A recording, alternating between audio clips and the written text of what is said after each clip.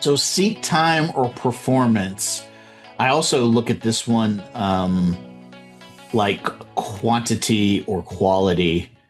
Is it the amount of working time or the amount of work being done? This one goes, this one touches on, I think we've mentioned before the performance theater type. This would, oh gosh, this used to drive me crazy of like, we would define our work by hours and not outcome. So it would be if you're 5 minutes late, anything over 10 minutes late, we're going to deduct 15 minutes, whatever, all of the micromanaging type of things. Now, I get there are different expectations for people who are hourly versus salaried. Totally get that.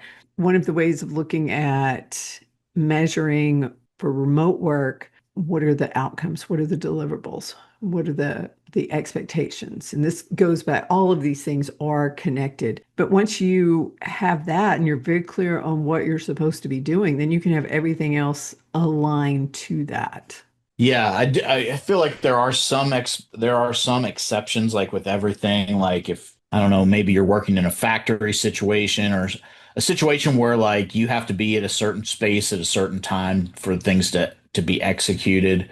But yeah, I mean, if you're in a situation where does it really matter what exact time you start doing something or the exact time that you show up? I mean, yeah, that continues to be an issue in a lot of different spaces, and I'm not entirely sure why it becomes that way. I don't know why it isn't more like, well, here's what you're expected to do, and are you accomplishing that? I think part of it's human nature of, well, I'm doing it this way, so you should be doing it this way. Think about the example, your productivity example. You get up early, you do your work, your Bible study, you walk, you have your routine. And so you look at someone who gets up at 10 o'clock, you're like, what are you doing? And if that person gets up late, maybe they stay up later,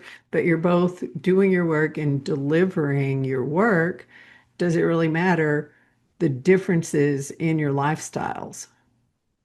Yeah, I mean, and don't get me wrong, like I don't expect anybody to do what I do. In fact, I would consider myself the weird one.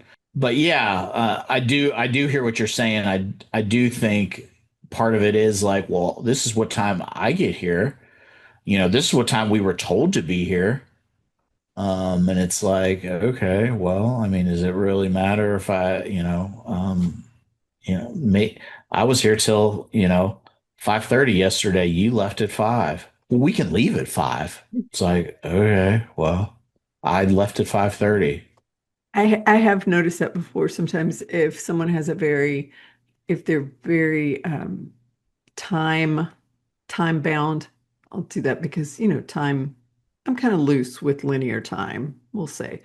And so some people are like, no, these are our work hours. And that could be good to where you're like, no, this is when they are paying us to be here. So I'm going to do what I'm being paid for and nothing more.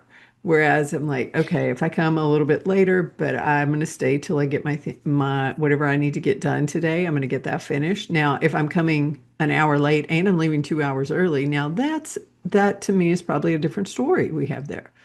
Yeah, and not getting my work done. Yeah. Yeah, it's Yeah. like, okay, it's like, oh, well, it'll get done. There, yeah, you do have that too. Mhm. I was having flashes of like the Karen situation where you're like feeling like you need to be the cop of the company, where you're like, yeah, hey, I don't want to say anything to Doug, but you've been 5 minutes late 3 times this week. It was like, like what? Like, are you the time cop police now too? Like, who put you in charge of that?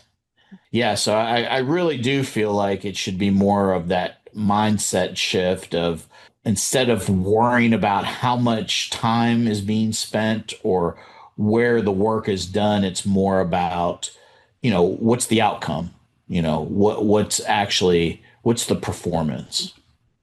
Because the other part of when you're looking at I think we call this the seat time. What I've also noticed in face-to-face offices, there tends to be more attention on the comings and goings right around the start time and the end time. And so there can also be a little bit of bias toward, oh, look, these are our hard workers coming in early, staying just a little bit late.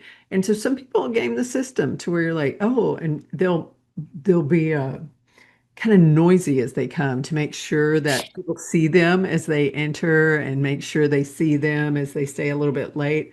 And I've definitely known people who would do that to where they'd watch to see which managers were staying late. And then as they leave, they'd make sure that their exit path went past those and they'd be sure to say goodbye. So that is complete. You talk about performance theater. There are people who can play it and play it well to where I'd rather look at what is the performance and the expectations.